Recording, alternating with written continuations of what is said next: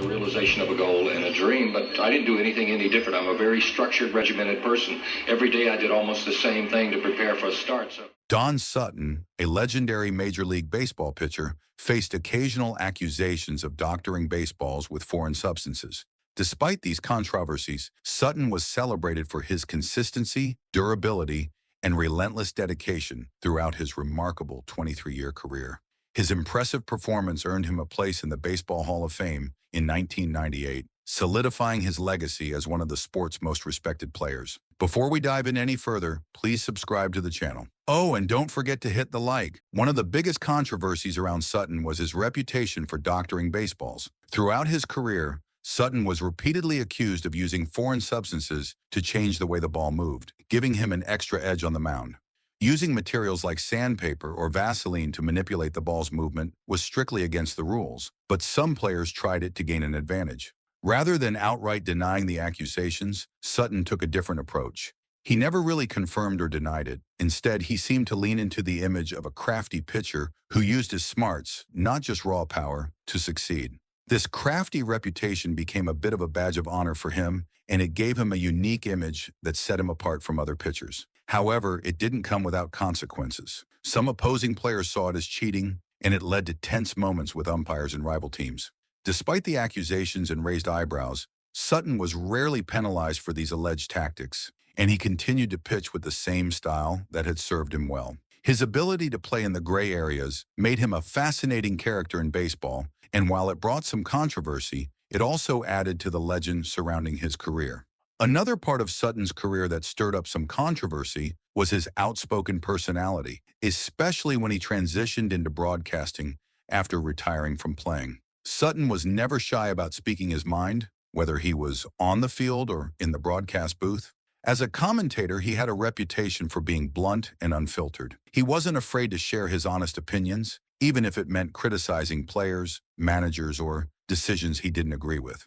Sutton's style made him an engaging personality to listen to, but it sometimes rubbed people the wrong way. Within the baseball community, his frankness didn't always sit well. Some felt that he crossed the line with his critiques, while others thought he was simply telling it like it is.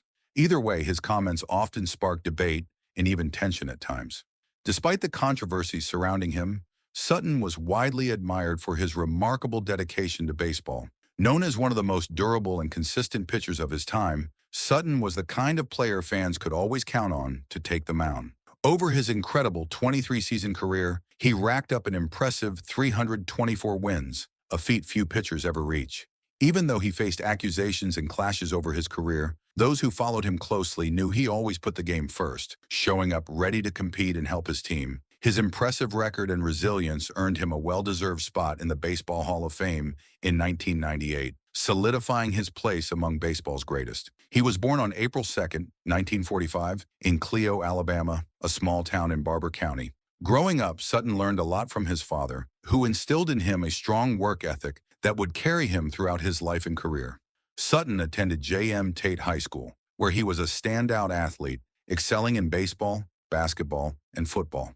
On the baseball field, he led his team to the small school state finals twice, winning during his junior year in 1962 and narrowly losing 2-1 in his senior year. He was honored as All-County, All-Conference, and All-State for both seasons, proving to be one of the most promising young athletes around. By the time he graduated in 1963, he'd even earned the title of most likely to succeed. Although Sutton hoped to play baseball at the University of Florida, the coach at the time, Dave Fuller, wasn't interested in recruiting him. Undeterred, Sutton attended Gulf Coast Community College in Panama City for a year, then moved on to Whittier College in California. A strong summer league performance there finally got the attention of the Los Angeles Dodgers, who signed him, launching Sutton's path to becoming one of baseball's most respected players. Sutton's journey to the major leagues started with the Sioux Falls Packers in South Dakota. By age 21, he had made his big league debut with the Los Angeles Dodgers on April 14, 1966. As a young pitcher, Sutton joined a powerhouse Dodgers rotation alongside legends Sandy Koufax, Don Drysdale, and Claude Austin. Sutton later said that playing with Koufax and Drysdale was the best thing that could have happened for him, as they helped him improve as a pitcher. He finished his rookie season with 209 strikeouts, the highest total for a rookie since 1911. Though the Dodgers made it to the World Series that year, Sutton didn't pitch, and the team lost to the Baltimore Orioles. Throughout the 1970s, Sutton became a regular All-Star, earning 4 selections. In 1974, he was a key part of the Dodgers' run to the World Series after winning 102 regular season games. Sutton won 2 games against the Pirates in the playoffs and was the only Dodgers pitcher to win a game in the World Series, though the team lost to the Oakland A's. Sutton's best season came in 1976 with a standout 21-10 record, and in 1977, he was named the MVP of the All-Star Game. That year, he also pitched in the World Series, though the Dodgers lost to the Yankees. One of the few bumps in Sutton's career came in 1978, when he got into a fight with teammate Steve Garvey over media attention. Despite this, Sutton continued to shine on the mound, although he struggled in the postseason that year, giving up 14 runs in 17 innings as the Dodgers lost to the Yankees once more. After the 1980 season, the Dodgers made Sutton a free agent, but his time there left a mark. He set a team record for career wins. In the 1980 free agent draft, Sutton was a hot commodity, drawing interest from 10 teams, including the Yankees and Astros. Sutton chose Houston, partly because he wanted to pitch in the Astrodome, known for being pitcher-friendly. The 1981 season started well for Sutton, but a knee injury in October ended his season, just as the Astros were nearing the playoffs. In 1982, Sutton wanted to return to Southern California, but the Astros traded him to the Milwaukee Brewers instead. This trade shocked some players, including Astros Ray Knight, who praised Sutton's consistency and durability. Sutton quickly became a key part of the Brewers, helping them reach the World Series that year. Though the Brewers lost, Sutton's pitching was essential to their playoff run.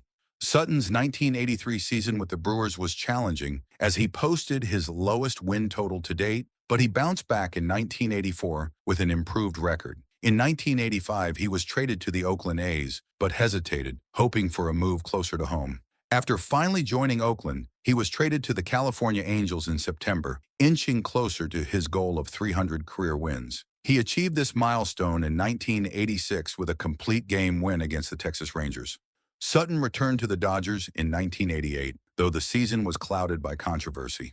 Angels pitcher John Candelaria accused Sutton of tipping off police about his drinking, leading to Sutton's release in August. Despite the ups and downs, Sutton retired with some unusual records, including most at-bats without a home run and the Dodgers' franchise record for wins. Sutton began his broadcasting career in 1989, splitting his time between Dodgers games on Z Channel and Braves games on TBS. In 1990, he became a full-time Braves commentator. Despite battling kidney and lung cancer in the early 2000s, Sutton continued his work. After brief stints with the Nationals, he returned to Atlanta in 2009 to join Braves Radio, partnering with Jim Powell. In 1997, Sutton appeared on the Hall of Fame ballot for the 4th time. Although he'd expressed his wish to make it to the Hall, he missed election by just 9 votes that year. In 1998, Sutton was finally inducted into the Hall of Fame, the only player that year to receive the honor. Later that year, the Dodgers retired his number 20. Sutton's broadcasting career earned him a place in the Braves Hall of Fame in 2015, joining his mentors, legendary broadcasters Ernie Johnson, Skip Carey, and Pete Van Wieren. Honoring his legacy further, U.S. Highway 29 was named Don Sutton Highway, and a youth baseball complex near his childhood home in Molino, Florida, also bears his name. Sutton passed away on January 19, 2021, at the age of 75 after a tough battle with cancer. His loss was deeply felt across the baseball world, as players, fans, and broadcasters alike remembered him not only as a skilled pitcher, but as a memorable personality. Well, that brings us to the end of today's video. Make sure to subscribe to Baseball Icons so that you never miss an update.